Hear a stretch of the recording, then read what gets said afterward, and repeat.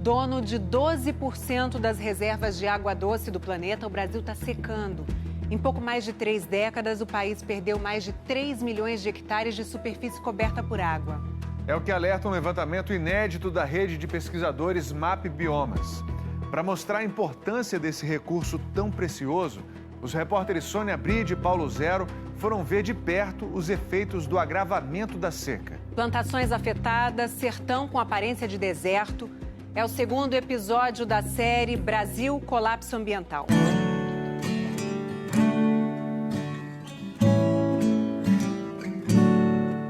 Um mundo de água que inspira canções e poesia. E aqui estou eu, atravessando o poderoso Rio Paraguai, a pé.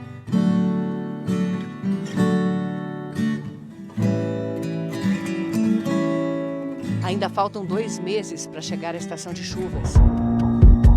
O Rio Paraguai é o retrato de um colapso ambiental. Os sinais estão por toda parte, mas só agora a rede de cientistas do MAP Biomas revela quanto de água o Brasil perdeu. Eles analisaram imagens de satélite desde 1985. E com a ajuda de programas de inteligência artificial, viram que em 36 anos perdemos 15,7% da superfície coberta com água no país. É como se um lago maior do que o estado de Alagoas tivesse secado. Como é que a gente sabe que essa perda de água que a gente está vendo não é uma seca histórica que a gente está vivendo, como outras que já aconteceram décadas atrás? Geralmente, quando você tem esses períodos de seca e depois retorna, você imagina que historicamente, você vai enxergar os dados subindo e descendo, mas voltando a um certo normal, Quando você olha esses dados, você percebe que você tem os períodos de seca profunda, mas esses períodos não estão mais retornando à condição anterior.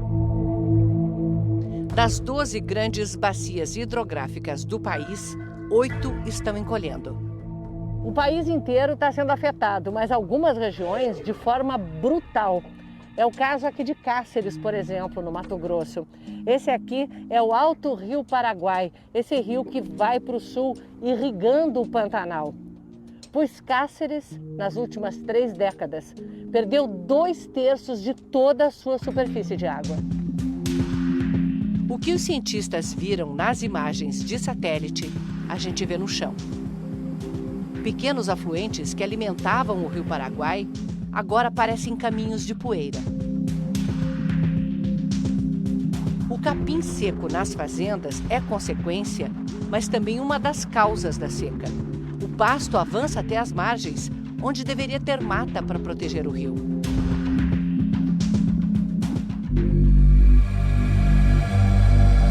Onde o Rio Paraguai fica mais largo, fica também mais raso.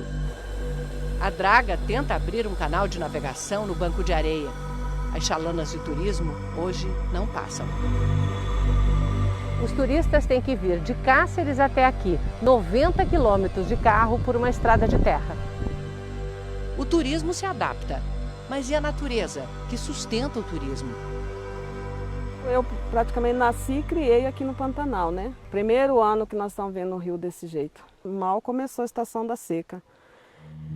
Vai ficar pior, Uma duna se formou na Bahia, onde Nilza pescava peixinhos para vender como isca. Agora ela tem de ir longe. Ano passado, para mim, foi pior. Eu assisti toda a queimada no Pantanal, então foi uma coisa assim que mexe muito comigo, Sem comida no mato, os passarinhos vêm comer com as galinhas no quintal. Rio abaixo, o impacto é assustador. O Mato Grosso do Sul, onde fica a maior parte do Pantanal, foi o estado que mais perdeu superfície de água desde 1985. 57%.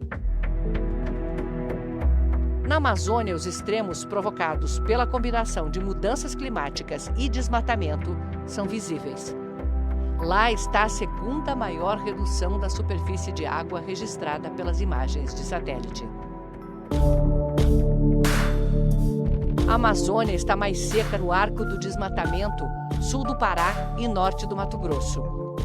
Lá, a área desmatada vira fazenda, que represa a água e estressa ainda mais os rios.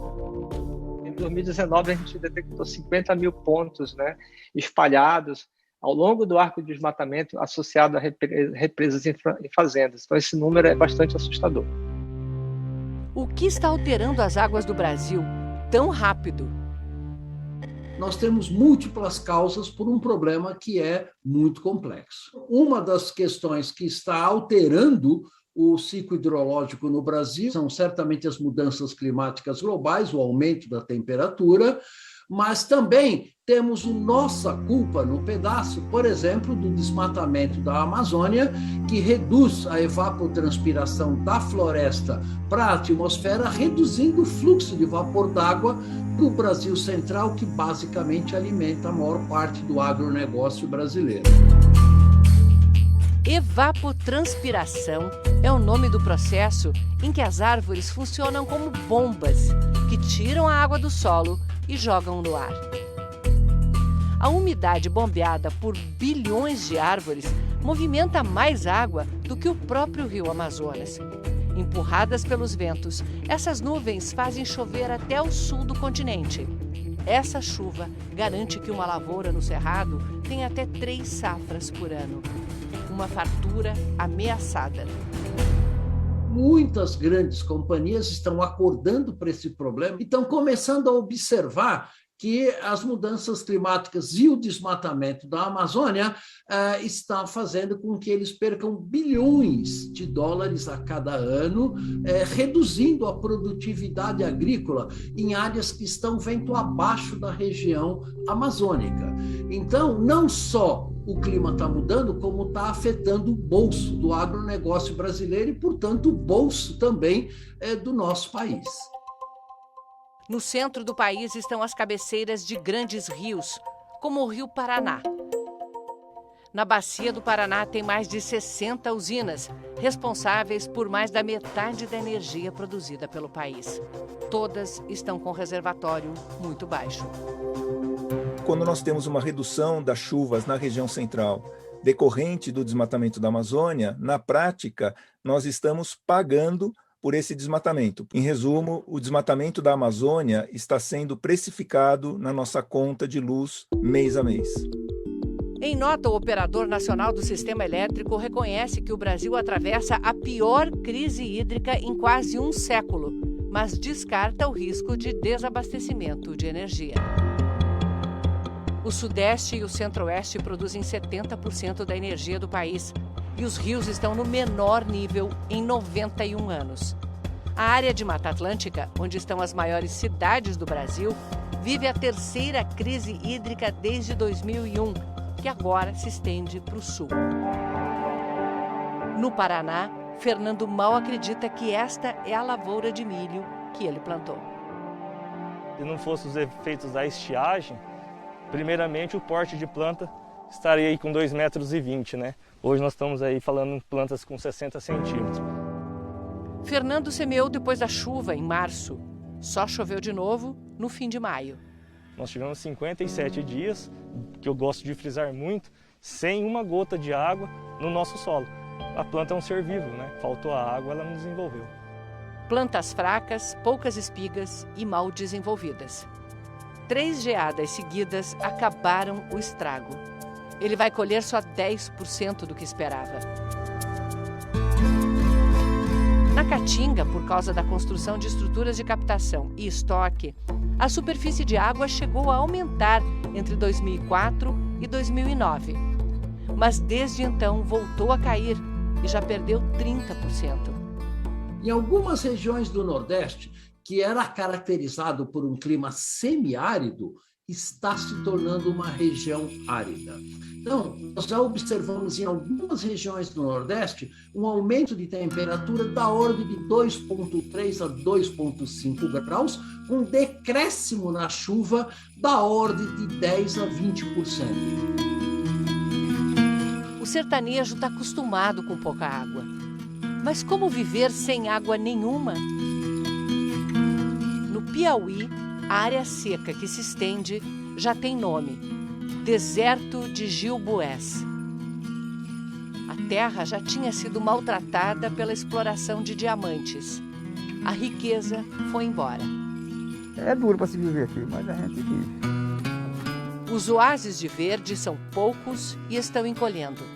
Neste solo sabe-se o que se planta, mas não o que se vai colher. O que pode se plantar aqui, se tiver uma boa chuva, você vai colher alguma coisa. Senão ele morre com facilidade porque a água bate e some. Ela corre formando essas grandes crateras. Ela não é uma terra apropriada. Com o avanço das mudanças climáticas, pode virar uma terra impossível. O que nós vamos fazer com 20, 25 milhões de pessoas que vivem hoje em regiões com uma insegurança hídrica enorme, que podem não ter condições de sobreviver naquela região daqui a 10, 15 ou 20 anos. Então, isso é uma questão que o nosso país tem que pensar cuidadosamente.